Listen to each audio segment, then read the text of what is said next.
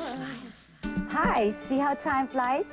We're already in our second week of March, and that means that we are in our second week of Celebrity Home Makeover. By this time, I also hope that you're done with your own little projects at home. Keep me company for an entire hour, and I'll give you lots and lots of great ideas to transform your homes into havens of style. I'm Tessa Prieta Valdez, and this is Houselife.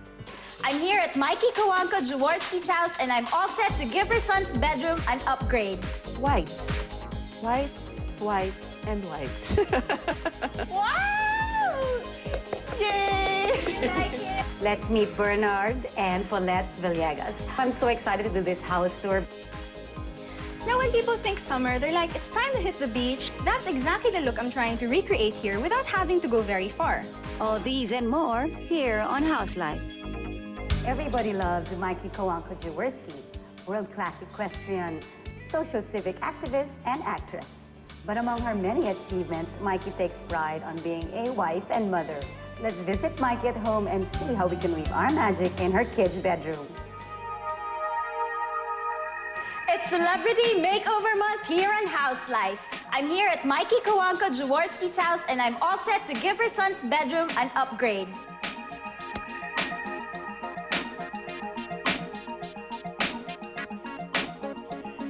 Former actress, champion equestrian, and now mother of three, Mikee wanted a few changes in her 9-month-old son Renzo's room. This room, prior to the makeover, was all white. White. White, white, and white. It's actually very good for me. It was easy for me to design because it was white. I could do things I wanted to do with it. Even Mikee's husband, former Pasig City representative Dodot Jaworski, was too bored with the white walls. My answer to that is a splash of color, but not just any color. After the floor plan, I got some ideas together. I researched on the internet and looked for pictures to do or some ideas that I wanted to present to Mikee. At first, it wasn't really the planets or the solar system. I went for something more conservative because I really didn't know what she wanted. Sabi ni Dodot, ano kaya kung planets? Okay, kasi kala ko naman mas conservative si Dodot kaysa sa akin. So kala ko mas type na yung mga pattern. Tapos siya pa yung nagsabi na planet. With Dodot and Mikee's approved pattern in hand, I started working on one side of the room. Okay, so I just mixed some red paint with yellow paint, and I think this will be the perfect shade of orange to go with the blue. It will be a perfect contrast. And I'm just gonna try to practice doing my circles so that I can do the planets onto the walls. Remember, you don't have to paint the entire room following one color scheme or a single pattern.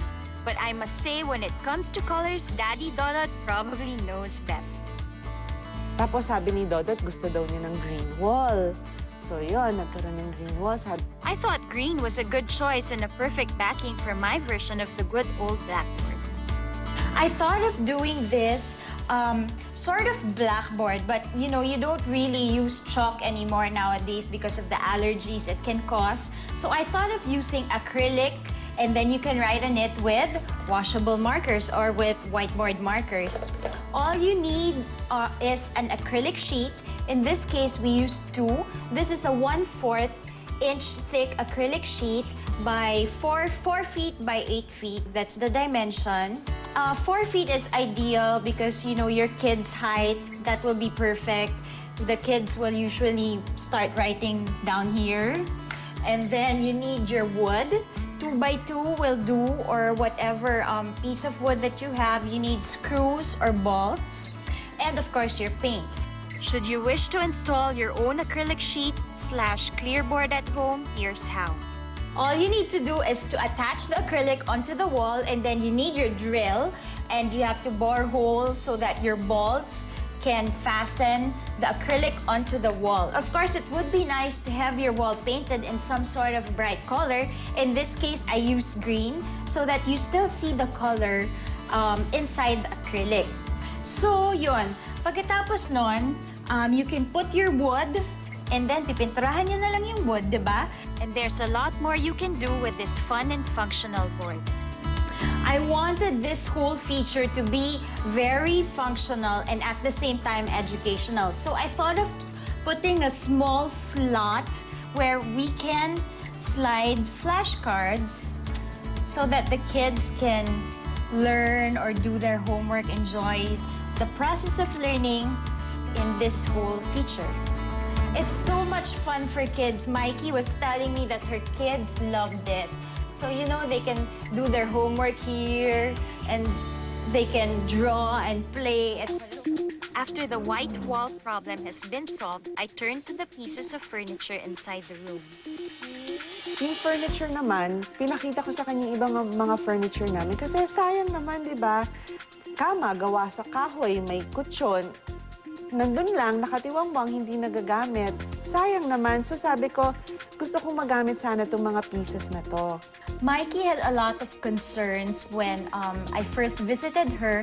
One of them was this aircon. She said that they had the bed here before and they really didn't know how to arrange things. So sabi niya yung aircon masyado daw malamig, tumatama diretso sa kama.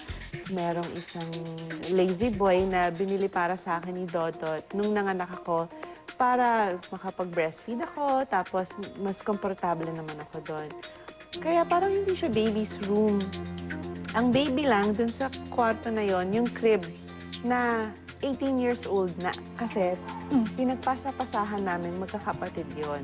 It's a good idea to have a floor plan or a layout. All you need to do is take the actual measurements of the whole room and then from there you can translate it onto paper according to scale. That way you'll know where to put your bed, where to put the crib, and then you can try changing positions and see where it will fit. So if you can see, on this floor plan, I wanted the play mats to go onto the center of the floor. So that's what I'm gonna do right now. After I did the floor plan, I came up with a sketch or a perspective so that way I can envision how the whole room will look like. I knew that I wanted the bed on the corner, the crib, the recliner on this area. Seeing it in picture or in sketch will actually determine whether the whole thing will work. Join Mikey as she steps inside her son's room for the first time after this makeover. Wow! Yay! Coming up, That's actually brainless. To throw in some summer color is with some summer fruits. that's next here on Houselife.